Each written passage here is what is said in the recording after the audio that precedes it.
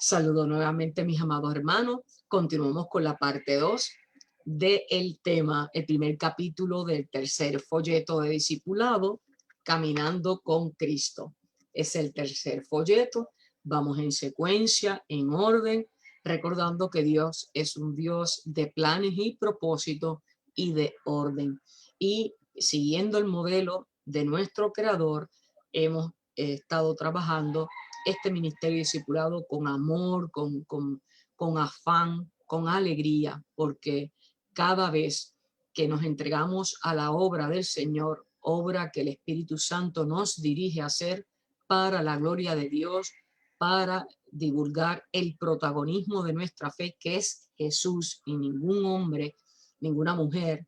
Entonces, tengo que decirle, amados hermanos, que todo fluye. El amor de Dios fluye, lo sentimos, nos abraza, nos capacita y nos provee en todos los sentidos. Alabado sea el nombre de Jesús, y por eso lo compartimos para animarnos unos a otros como demanda su palabra. El tema del primer capítulo, que hoy es la segunda parte, es el señorío de Cristo. Siempre comienzo con un breve repaso de lo que ya se habló en la primera parte. El señorío de Cristo, el término, el concepto señorío tiene unos sinónimos que ustedes recordarán que son palabras con las cuales podríamos sustituir la palabra señorío porque tienen igual o parecido significado. Los sinónimos de señorío son poderío, potestad, dominio, mando, soberanía o imperio. Así que el título de este capítulo pudo muy bien haber sido el poderío de Cristo, la potestad de Cristo, el dominio de Cristo, el mando de Cristo, la soberanía de Cristo o el imperio de Cristo.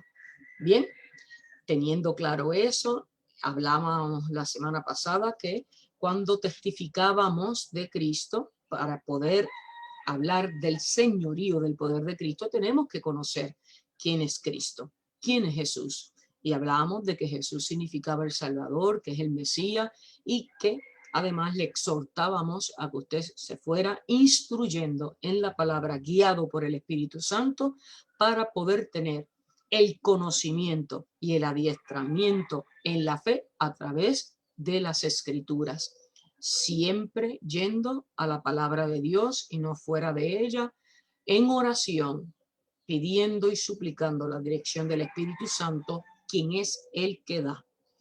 Así que hablábamos también de que en el llamado evangélico de la fe, supone que los pecadores, usted y yo, cuando nos arrepentimos de nuestros pecados, debemos someternos a la autoridad de Cristo. Esa es la soberanía y el señorío a que se refiere la palabra. Cuando me arrepiento no debe ser por un acto de emoción o de culpa. No podemos silenciar la conciencia y decir, bueno, ya yo sé que Dios me perdonó, sigo y tropiezo con la misma piedra y vuelvo y pido perdón, y no hay ningún arrepentimiento sincero, ni sometemos nuestra vida al señorío, al poder de Cristo, porque entonces no hay arrepentimiento, hermano. Lo que hay es pura emoción, arrepentimiento vano, vacío, superficial. Entonces, en el verdadero arrepentimiento del creyente es no volver al pecado, alejarse del pecado, no vivir en el pecado, no anhelar el pecado y tomar la decisión de seguir a Cristo. Debe haber un cambio de corazón. Si no hay una transformación en el corazón, no hubo verdadero arrepentimiento, porque también el arrepentimiento y esa transformación nos lleva a obedecer las instrucciones del Señor, que están consignadas, establecidas en su santa palabra, por lo cual debemos nacer de nuevo. Debe ir muriendo nuestra carne, los deseos pecaminosos, las modas y formas del mundo, silenciar nuestros oídos para poder entrar en verdadera comunión y en relación con nuestro Padre Celestial.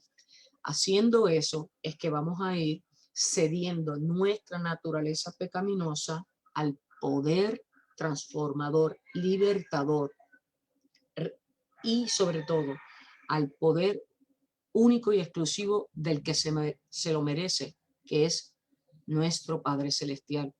Cristo Jesús murió por nosotros, nos pagó el precio de cada uno de nosotros, y nosotros somos hijos de un Padre Celestial que nos formó. Le plació darnos la vida con un propósito y un destino profético. Y en el caminar de la vida, en la madurez de la fe, tenemos que pedir dirección del Espíritu Santo, que por eso es que Él nos dejó el Espíritu para guiarnos a la consecución, a que conozcamos nuestro destino profético y vayamos tras Él para cumplir nuestro propósito de vida en Cristo Jesús. Hablábamos en Gálatas 2:20, cuando el pecador se ha arrepentido, puede, a través de estos procesos que hemos hablado, ¿verdad? Edificarse en la palabra, animarse unos a otros, buscar guía espiritual, oración constante, escudriñar la palabra, estudios bíblicos serios de sana doctrina. Entonces, ¿qué podríamos declarar lo que en Gálatas 2:20 el apóstol Pablo decía? Con Cristo estoy juntamente crucificado y ya no vivo yo, mas Cristo vive en mí. Y lo que ahora vivo en la carne, lo vivo en la fe del Hijo de Dios, el cual me amó y se entregó a sí mismo por mí. Gálatas 2:20 es la confirmación de cuando un pecador está arrepentido y reconoce el señorío de Cristo. De hecho, les invito, amados hermanos, hay muchos cánticos cristianos inspirados en Gálatas 2:20. Hay uno particularmente de Rabito, así se llama el cantante, es argentino, Rabito, lo pueden buscar a través de las plataformas digitales, y él tiene un hermoso cántico dedicado a ese proceso de nacer de nuevo en Cristo, tomando como elemento de su canción Gálatas 2:20. Con Cristo estoy juntamente crucificado y ya no vivo yo, mas vive Cristo en mí, el cual me amó y se entregó a sí mismo por mí y por usted que me está viendo, por toda la humanidad. Bien, entonces quiero compartir esta mañana con ustedes una breve meditación de un siervo de Dios que lleva un ministerio extraordinario que se llama encontacto.org o In Touch. Es el doctor Charles Stanley, un siervo de Dios probado con un ministerio de medio siglo. Es un hombre de fe, un hombre probado, tiene muchos libros de guía espiritual en la palabra, y llegó a mí en la búsqueda de este devocional de discipulado, el buscar qué dicen los pastores, los siervos de Dios, los evangelistas a través del señorío de Cristo o de Jesús. Y entonces quiero compartir con ustedes algo que encontré que me pareció muy pertinente. Esto lo publica en su página oficial en contacto.org, bajo el señorío de Jesús. Está fechado el 22 de abril del año 2014, por si ustedes lo quieren buscar también, que es un buen recurso que vayan estimulándose en la búsqueda de información para nutrirnos en la palabra, para fortalecernos, para entenderlo, para apropiarnos, ¿ok? Entonces, bajo el señorío de Jesús, el doctor Charles Stanley menciona lo siguiente, y voy a leer textualmente. Ya sea que usted haya sido creyente por muchos años o puesto su fe en Cristo como su Salvador hace poco, hay una cosa importante que debe determinar en el corazón. Muchos cristianos entienden y aceptan que Jesús murió en la cruz por nuestros pecados, pero en tu vida, ¿quién es Él? En tu vida y en la mía, ¿quién es Jesús?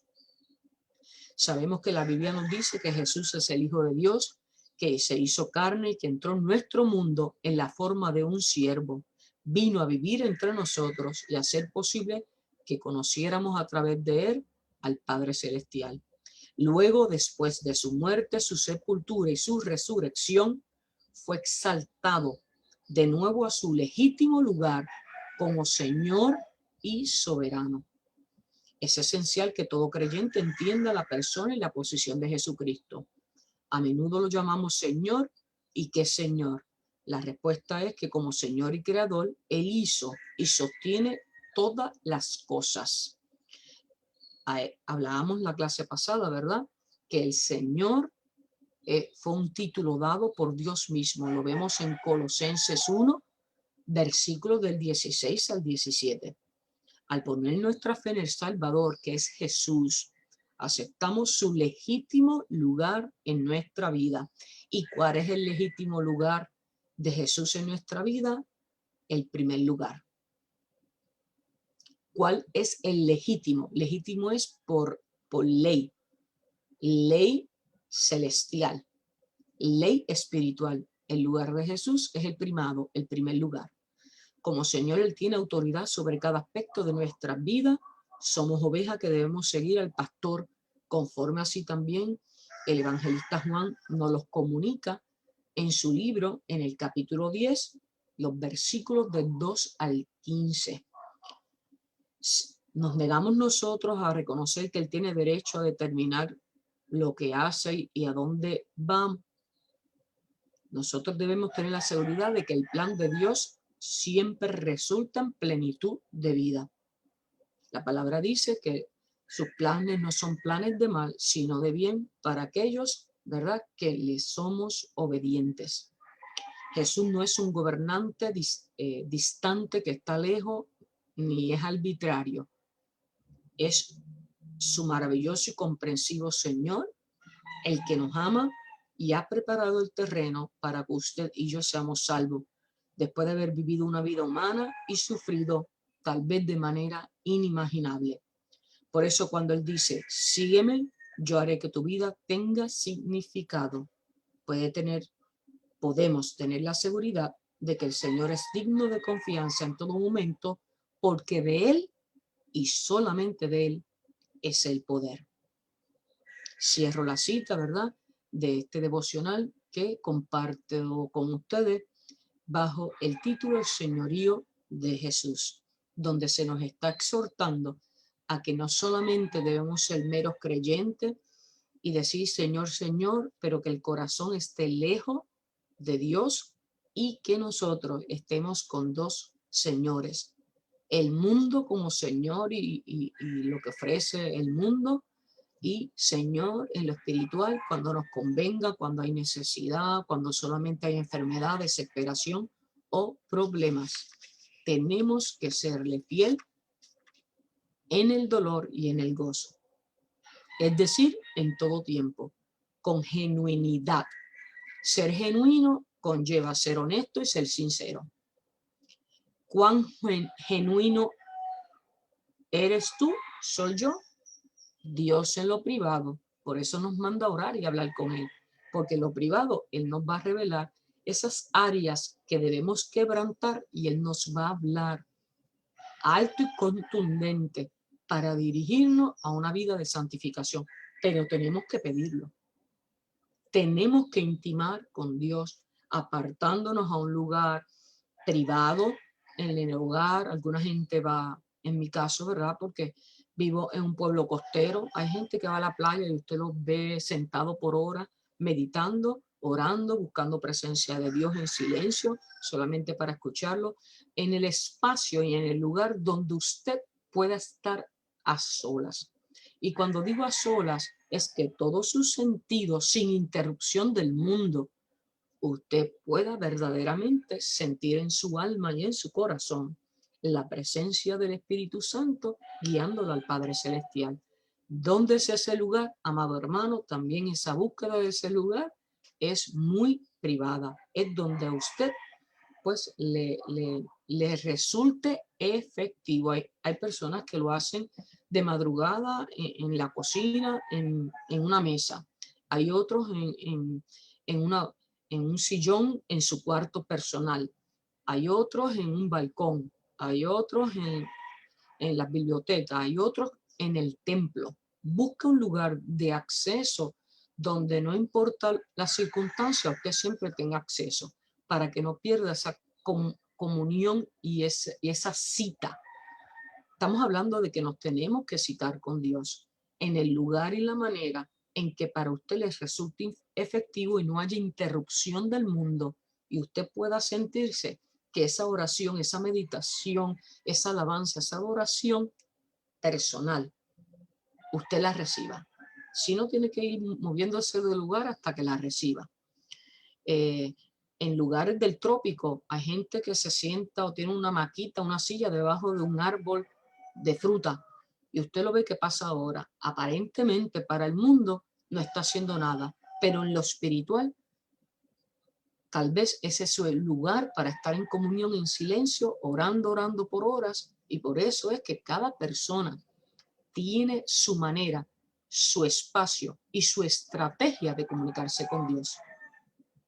Porque antes de congregarnos, porque muchas veces nos congregamos 1, 2 o 3 veces a la semana, pero ¿y el resto de la semana?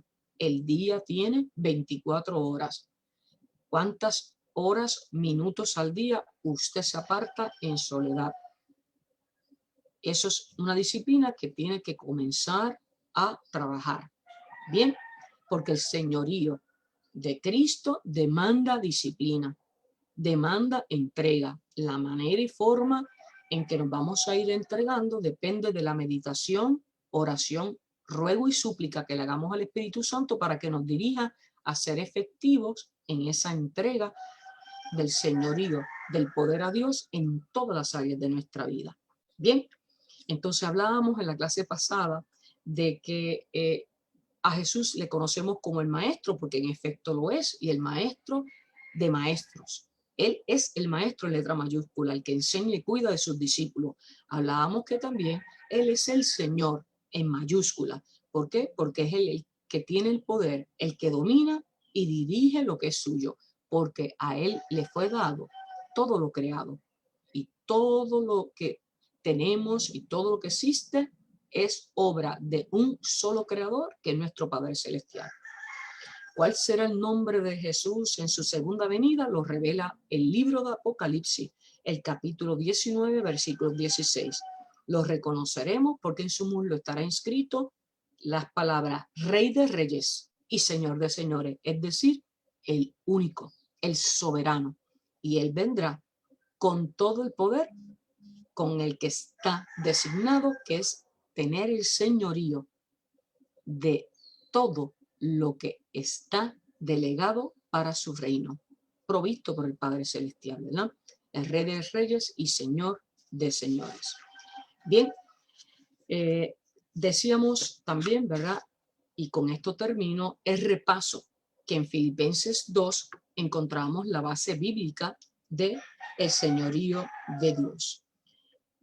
Filipenses 2, del 1 en adelante. Por tanto, y leo en el nombre del Padre, el Hijo y el Espíritu Santo, por tanto, si alguna consolación en Cristo, si algún consuelo de amor, si alguna comunión de espíritu, si algún afecto entrañable, si alguna misericordia, completad mi gozo sintiendo lo mismo, teniendo el mismo amor, unánime, sintiendo una misma cosa. No hagáis por contienda o por vanagloria, antes bien con humildad, estimando cada uno a los demás como superiores al mismo, no mirando cada uno por lo suyo propio, sino cada cual también por los de los otros. Haya pues en vosotros ese sentir que también hubo en Cristo Jesús. Estas son exhortaciones que hace el apóstol Pablo en el libro de los Filipenses, que nos las hace a nosotros también como parte del cuerpo de Cristo, que es su iglesia.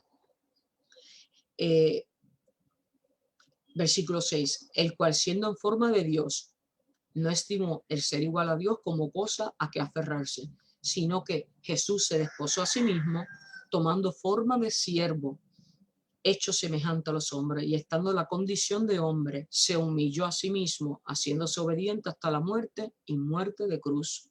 Por lo cual también Dios lo exaltó hasta lo sumo y le dio un nombre que es sobre todo nombre, para que en el nombre de Jesús se doble toda rodilla de lo que están en los cielos y en la tierra y debajo de la tierra, y toda lengua confiese que Jesucristo es el Señor, para la gloria de Dios Padre. En Filipenses 2 tenemos evidencia de la palabra de la Biblia de cómo fue dada esa soberanía, ese señorío a Cristo Jesús por un destino profético que él cumplió conforme fue el diseño de nuestro Padre Celestial. Hoy vamos a darle continuidad. ¿Qué dijo Jesús acerca del alcance de su autoridad? Vamos a Mateo, al Evangelio según San Mateo, el último capítulo, por cierto, el capítulo 28 y los versículos finales 18 al 20. ¿Qué dijo Jesús acerca del alcance de su autoridad? Fíjense que Mateo es el primero de los 4 evangelios y fue el escrito dirigido al pueblo de Israel, a los judíos que no reconocieron, ¿verdad?, que Jesús era el Mesías. Y en el Evangelio de Mateo, Mateo se encarga de demostrar ese señorío de Jesús conforme 700 años había sido profetizado en el Antiguo Testamento. Así que si quieren leer todo el Evangelio de Mateo, pidan dirección. Es el Evangelio que guía a los creyentes hacia la fe y hacia el entendimiento del señorío de Cristo. Respondiendo a la pregunta que dijo Jesús acerca del alcance de su autoridad, Mateo 28 nos ilustra, versículos 18 al 20, leemos en el nombre del Dios Trino. Y Jesús se acercó y les habló diciendo: toda potestad me es dada en el cielo y en la tierra. Por tanto, id y haced discípulos a todas las naciones, bautizándolos en el nombre del Padre, del Hijo y del Espíritu Santo. Fíjense que aquí está ya designada una Trinidad. Versículo 20, y enseñándoles que guarden todas las cosas que os he mandado, y he aquí yo estoy con vosotros todos los días hasta el fin del mundo. Amén. Amados hermanos, en estos 3 últimos versículos de el capítulo 28 del Evangelio de Mateo, hay unas verdades extraordinarias. Fíjense que el versículo 18 habla de la soberanía y el señorío de Cristo. Toda potestad me es dada en el cielo y en la tierra. Soberanía, señorío, poder, dominio, el imperio de todo lo creado es exclusivamente de Jesús. Él lo confirma en la palabra. El versículo 19 nos da una comisión a los creyentes, a sus seguidores, a usted y a mí que somos cristianos, que lo amamos, que le hemos entregado nuestra vida, que creemos en la promesa de su palabra, que hemos sido restaurados, libertados, redimidos a través de su sangre preciosa. Él nos da una comisión. ¿Qué es una comisión? Una comisión es una asignación, es una encomienda, un encargo, un deber, una diligencia. Y la comisión siempre ha sido la misma: hacer discípulos a todas las naciones, divulgar su evangelio, las buenas nuevas de salvación, bautizándolos en el nombre del Padre, el Hijo y el Espíritu Santo, queriendo decir que hay una Trinidad a la que nosotros como creyentes les respondemos en lo espiritual. Y el versículo 20, enseñándoles que guarden todas las cosas que os he mandado. Hay que enseñar los mandamientos. Eso implica santificación. Eso significa obediencia. Y además culmina con una promesa. Y he aquí yo estoy con vosotros todos los días hasta el fin del mundo. Hay una promesa y Dios no es hijo de hombre para mentir. La promesa es que Él siempre va a estar con nosotros hasta el fin del mundo. Por lo tanto, esos 3 versículos de Mateo 28 son sumamente poderosos. Nos ilustran el 18, la soberanía, el señorío de Cristo; el 19, la gran comisión a los creyentes; y el 20, obediencia y promesa de su palabra de que Él va a estar con nosotros. Amén, aleluya. Escudriñar la palabra a los creyentes que me están escuchando. Mire, amados hermanos, cuando usted escudriña la palabra guiado por el Espíritu Santo, se revela y en su vida hay un gozo de poder ver en lo espiritual, de poder tener esa capacidad que da el Espíritu Santo, que es el que nos instruye, de poder entender lo que tal vez de niño yo no entendía, lo que tal vez hasta los otros días no entendía, porque en la fe vamos madurando y eso quiere decir que vamos comprendiendo. Y cuando comprendemos, cuando usted entiende algo, usted está alegre. Cuando usted entiende algo, usted está en gozo. Cuando usted entiende algo, usted tiene esperanza. Cuando usted entiende algo, usted entra en comunión con lo que entiende. Y cuando usted entiende algo, hay aceptación. Fíjese en todos esos procesos que se dan cuando nos metemos de lleno entregándole el señorío a Jesús. Mateo 28, márquenlo en su Biblia, he explicado estos 3 versículos que son poderosos, que les guían en la fe y que en palabras sencillas, poderosas, habla Jesús a través del apóstol Mateo y nos dice quién es Jesús, el señorío y el poderío total, nos da una comisión, nos llama a obediencia y nos promete estar siempre con nosotros. ¿Por qué es necesario que Él sea el Señor, amados hermanos? Es necesario que Él sea el Señor porque si no, nosotros estaríamos en la perdición. En Juan 16:33 nos ilustra: estas cosas he hablado para que en mí tengáis paz. En el mundo tendréis aflicción, pero confiad, yo he vencido al mundo. Si Jesús no hubiera venido a redimirnos y a rescatarnos del pecado, amados hermanos, nosotros estaríamos muertos en vida y sometidos al Señor del mundo, que es el diablo. Usted y yo somos redimidos y estamos bajo cobertura de Jesús por su sacrificio, porque Dios lo envió con una misión que Él cumplió para la redención de nuestras almas. Él es nuestro Salvador y nuestro Redentor, nuestra fuerza, el que nos cubre, porque a través de su sangre preciosa, que es santa, nosotros tenemos cobertura espiritual y la autoridad de Jesús sobre sus hijos, sobre sus hermanos, nos cubre y nos ayuda a vencer las acechanzas del enemigo que no descansa. Así que Juan 16:33 nos advierte: estas cosas os he hablado para que tengáis paz. Si tenemos a Jesús para que nos dé paz, de hecho, uno de sus nombres, príncipe de paz. Mire, nosotros tenemos que entender que si necesitamos un príncipe de paz es porque vamos a vivir la guerra. Y la guerra es en la carne y en el espíritu, amados hermanos, y no la podemos negar. Y es en Cristo Jesús que encontramos esa paz y también nuestra armadura para poder enfrentar al enemigo. También extiende, ¿verdad? Nos da otra respuesta de por qué es necesario que Jesús sea nuestro Señor y Señor soberano y tenga el señorío. En 1 Corintios 10:13 no os ha sobrevenido ninguna tentación que no sea humana, pero fiel es Dios, que no os dejará ser tentado más de lo que podéis resistir, sino que dará también juntamente con la tentación la salida para que podáis soportar. ¿Qué quiere decir esto? Que vamos a ser probados, amados hermanos. No podemos negar que el creyente va a ser probado.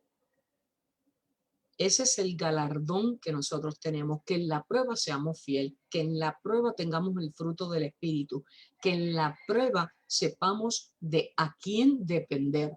Y es en el Señor, no hay otro, es en el Señor. Entonces el guerrero de fe se fortalece en la batalla. El guerrero de fe no puede estar cómodo en un sillón. Un guerrero se prueba, nace y gana el título de guerrero batallando. Por lo tanto, tenemos que capacitarnos, adiestrarnos. En el mundo, ¿verdad? El soldado pasa un basic training y luego a través de su carrera militar sigue en entrenamiento constante, siempre en entrenamiento. Pues miren, no es diferente. En el campo espiritual nosotros tenemos que tener intensive training, entrenamiento intensivo todo tiempo, para estar siempre apercibidos y preparados para poder defendernos de los dardos del enemigo. Porque la palabra que acabo de leer en 1 de Corintios 10:13 dice que en la tentación y las pruebas Dios también nos da la salida. Pero si somos débiles, no sabemos orar, estamos fríos espiritualmente, no lo hemos entregado el señorío de Dios a nuestras vidas, pues estamos perdidos, estamos indefensos, estamos incapacitados para poder ser efectivos y victoriosos en ciertas áreas de batalla. Y nadie puede pelear la batalla que tiene su nombre. Nadie puede pelear la batalla que tiene su nombre. Eso es algo que hay que madurar. A veces, por ejemplo, si yo tengo una batalla y soy infantil en la madurez, pues se la tiro a otro, porque es más conveniente. Y en lo humano, pues, me siento liberada y que otro la batalle por mí. Amados hermanos, en lo espiritual, la batalla tiene nuestro nombre y es para nuestra edificación, es para que Dios se gloríe en nuestra debilidad y es para que nosotros maduremos en la fe y en el proceso de santificación. Eso es parte de un plan de Dios para nuestras vidas. Tenemos que ser procesados. Y las batallas que tienen mi nombre las tengo que asumir con fe, con dignidad.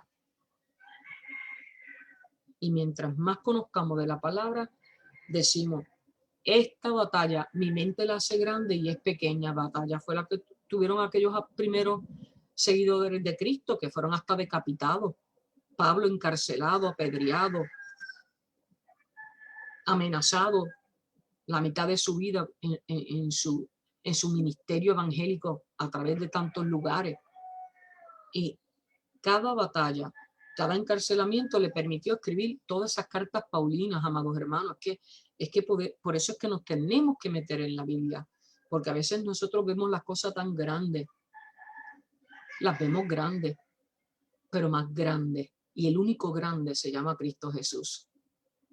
Por lo cual, si aprendemos a ver las cosas en su justa medida, si el señorío lo entendemos que es total y absolutamente el poder de Jesús en nuestra vida y en el mundo, mire, todo lo que pasa en el mundo es enano, es pequeño, no lo hagamos más grande de lo que es. Miremos las cosas en su justa perspectiva, porque la mente es un campo de batalla que distorsiona la realidad, y eso es parte del plan del enemigo, hacernos dudar de nuestra capacidad. Yo no dudo de mi capacidad, yo sé que mi capacidad es limitada, yo soy un ser humano con defectos y virtudes, eso a mí no me sorprende. Ahora, quien yo le sirvo, que es el Señor de señores, el Rey de reyes, el soberano, el príncipe de paz, el Hijo de Dios, el Dios de la victoria misma, que venció la cruz y con la cruz y la muerte venció al enemigo de las almas, pues mires, es que no soy yo, es el que tiene la autoridad. Entonces, en esa fe es que en ese campo nos movemos, en el campo de la fe, no en el campo de batalla. En el campo de batalla yo entro cuando primero oro y digo, Señor, que tu presencia vaya conmigo. Como decía Moisés cuando se le encomendó sacar al pueblo de Israel, si tu presencia no va conmigo, no me saques. Y él escuchó la voz de Dios, sal. Y por eso salió. Entonces tenemos que conocer de la palabra para que esas enseñanzas que son eternas, es como si nos hablara hoy, porque estamos pasando procesos paralelos, procesos iguales. A veces tenemos que salir de nuestros países, a veces tenemos que salir de relaciones, a veces tenemos que salir de trabajo. Mire, si Dios le pone la respuesta en paz, siga para adelante, pero ore, ore. Aléjese del mundo para que escuche solo la voz de Dios, no la voz del mundo y la voz de todos los que nos quieren mucho, que quieren a veces interferir con la voz de Dios y hablar por Dios. ¿Cómo yo sé que Dios me habla? Porque cuando entro en comunión con Él, su paz me arropa y en mi corazón y en mi mente hay paz. Y yo veo un plan. Y en esa paz, la paz siempre es seguridad. Cuando usted está en paz, usted está seguro. Cuando usted no tiene paz, olvídese que ahí usted está en terreno bien inseguro. Cualquier cosa puede pasar. Así que, amados hermanos, continuando, por eso es que Dios nos manda tener además una armadura. Y la armadura es la armadura de Dios, que se encuentra en Efesios 10:12. Hemos discutido en estos devocionales y a través del ministerio se ha discutido ampliamente la armadura de Dios. En Efesios 6, por favor, estúdielo. Dice la palabra en Efesios 6, versículos 10 al 12, leyendo siempre el nombre del Dios Trino. Por lo demás, hermanos míos, fortalecéis en el Señor y en el poder de su fuerza. Vestíos de toda la armadura de Dios para que podáis estar firmes contra las acechanzas del diablo, porque no tenemos lucha contra sangre y carne, sino contra principados, contra potestades, contra los gobernadores de las tinieblas de este siglo, contra huestes espirituales de maldad en las regiones celestiales. Bien, por eso es que no podemos negar que tenemos lucha en el campo espiritual, que se manifiestan aquí en la mente, que es el campo de batalla, y que perturban las emociones.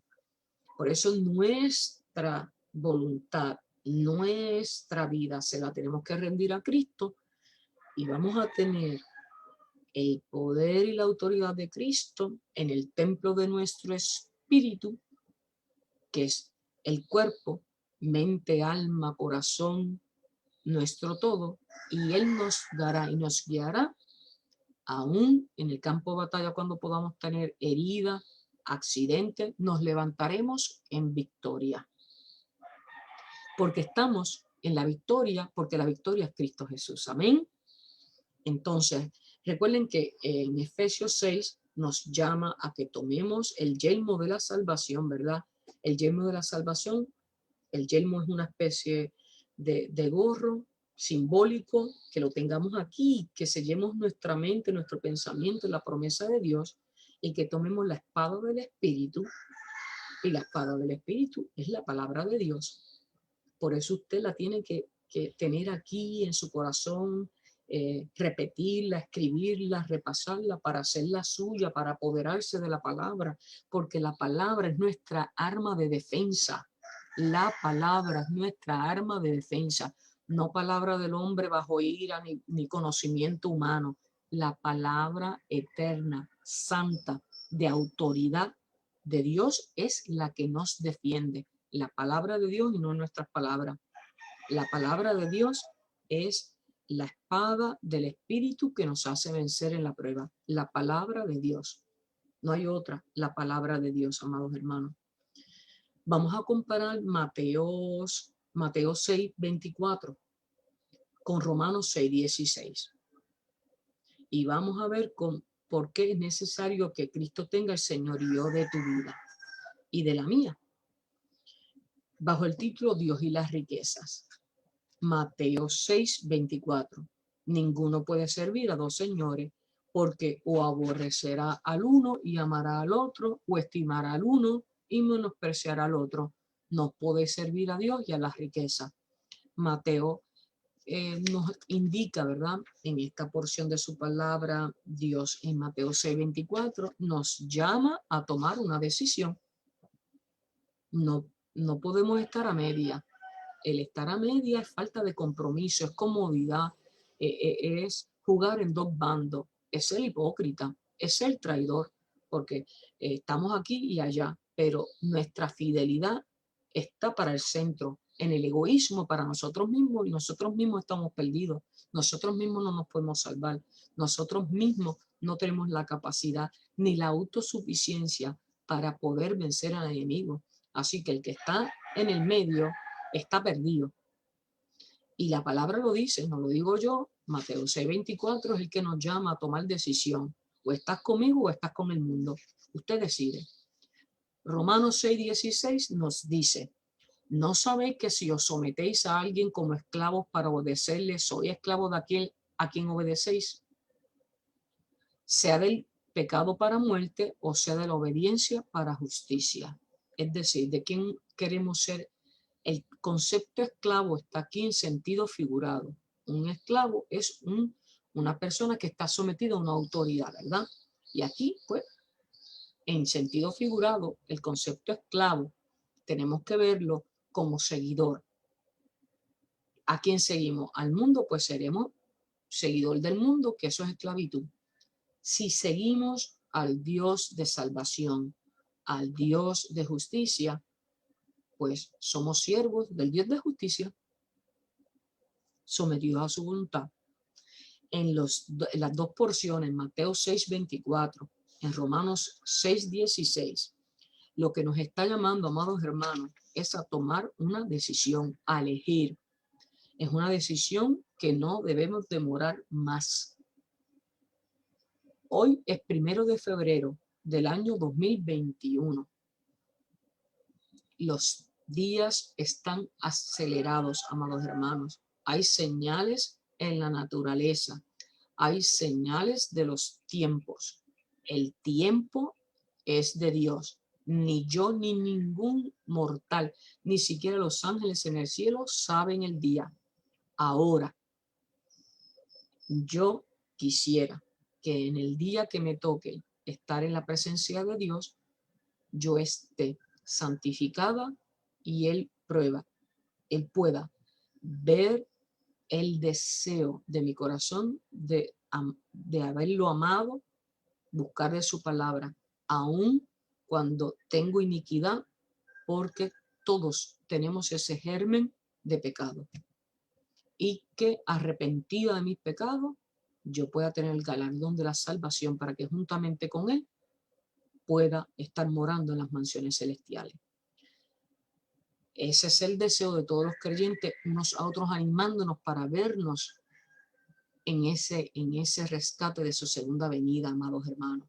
Pero para ello tenemos que pasar los entrenamientos. Somos soldados en entrenamiento. Y un soldado no pausa, no toma vacaciones, está en constante entrenamiento, alerta para la guerra, preparado para combatirla. ¿Cómo nos estamos preparando? Con lo que nos dejó Dios, porque Él nos dejó la herramienta, su palabra, y nos dejó además unas guías: orar, amar al prójimo, perdonar, servir y trabajar para su obra, pero sobre todo entregar nuestro corazón con humildad, con sinceridad en nuestros corazones. Estudiemos los siguientes pasajes para saber por qué Él merece ser nuestro Señor. Vamos al libro de Apocalipsis. El libro de Apocalipsis es una seria advertencia de Dios, revelación de Juan, el apóstol Juan, cuando ya estaba anciano, que fue llevado al tercer cielo. Y el propósito de este libro, que es el último libro de la Biblia y el último del Nuevo Testamento, es revelar a Cristo como Señor y vencedor sobre el mal. Así que al mismo tiempo que revela, ¿verdad?, el final de los tiempos, revela el señorío de Jesús, reclamando todo lo que le fue designado. Vamos a Apocalipsis 4:11.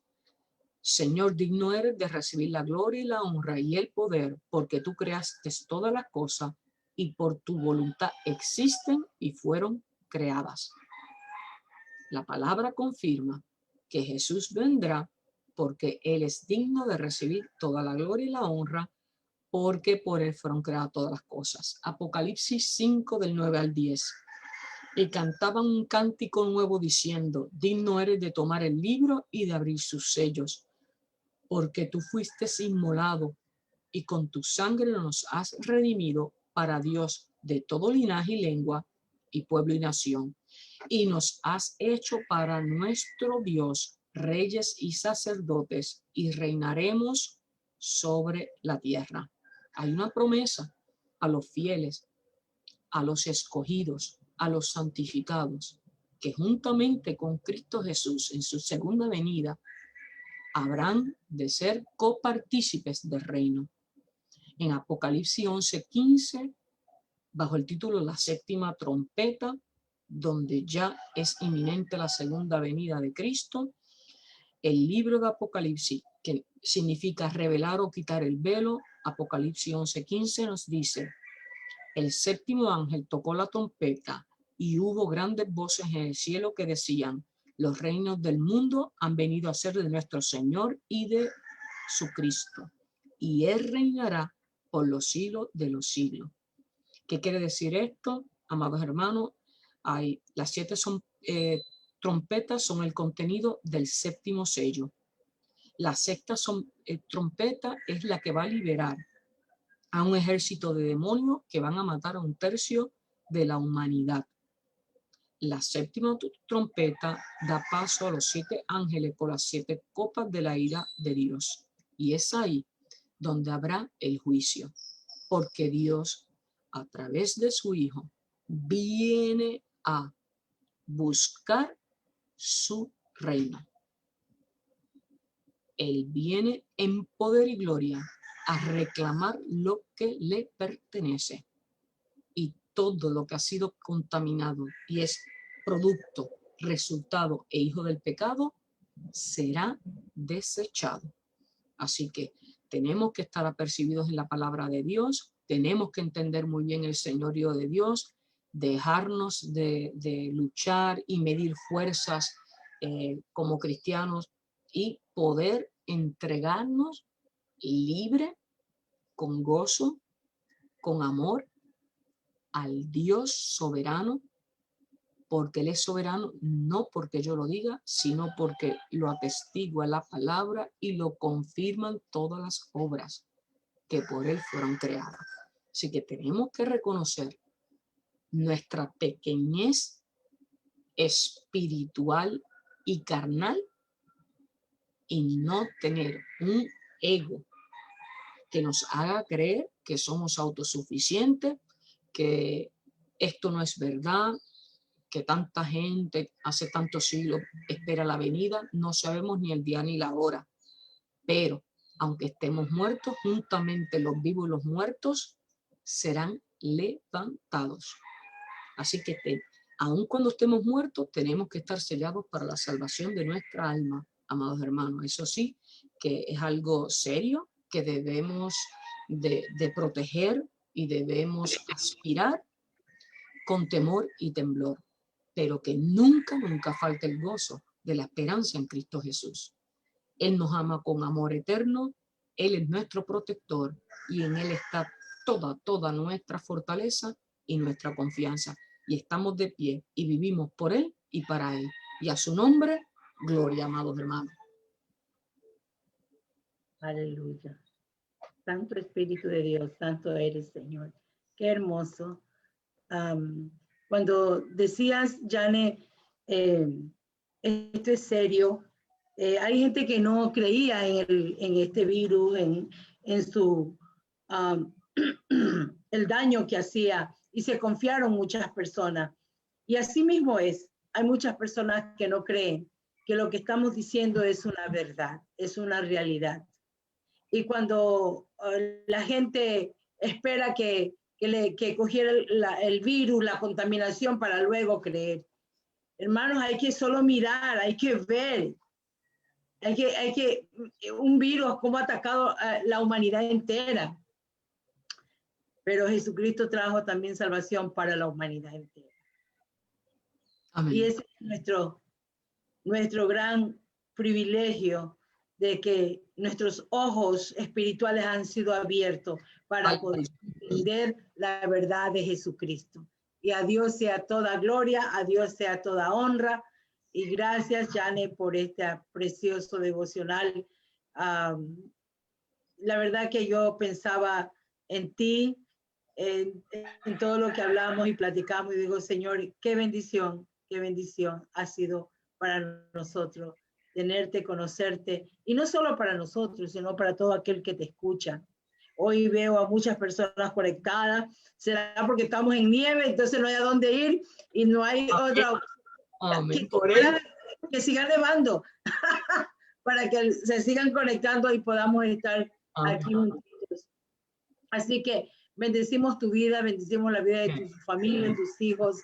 Gracias. Bendecimos tu finanza, bendecimos todo lo que toques en el nombre de Jesucristo y que el Señor siga usando tu vida para gloria de Él y para beneficio de cada uno de los que estamos escuchando estos devocionales en el nombre de Jesucristo.